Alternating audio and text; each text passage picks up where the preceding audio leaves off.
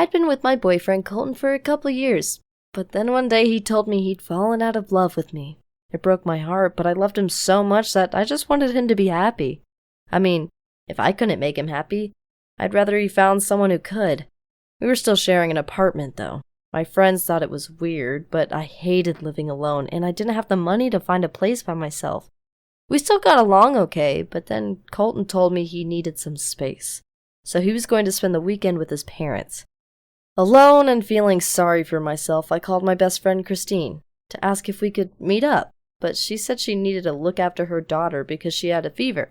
I offered to come over, but she said she didn't want me to get sick too.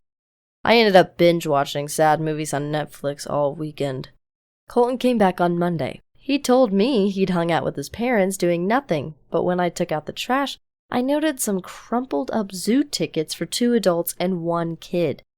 It was so weird. He'd said he hadn't gone anywhere, so why would he have zoo tickets? Even stranger, why would he have a kid's ticket? Had he lied to me? Had he been on a date with a new girlfriend? I told myself to stop thinking about it. I mean, it wasn't my business. It was over between us. But I couldn't stop wondering. What if he'd broken up with me because he found someone else? What if he'd been seeing her behind my back? I decided to do some detective work and bought a GPS tracker I could follow with an app on my phone. I knew it was wrong, illegal even, but I stuck the GPS tracker on the bottom of his car anyway. Now I could see wherever he went. Everything was normal over the next few days. He went to work, he came home, like he always did. But on Friday, he told me he was visiting his family for the weekend. Again. Showtime! I was about to find out where he really went.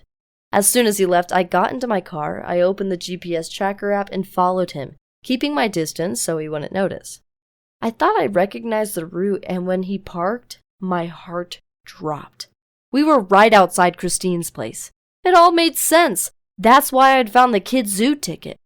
I told myself it was just a coincidence. Maybe he was just stopping by on the way to his folks. I had to actually see them together to be 100% sure.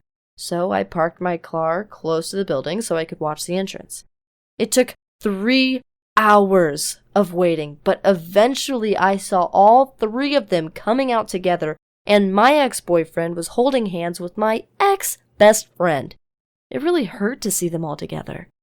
I'm not the kind of person to make a big scene, so I didn't confront them. What would be the point? It wouldn't change anything. Instead, I drove home and lost myself in a tub of ice cream.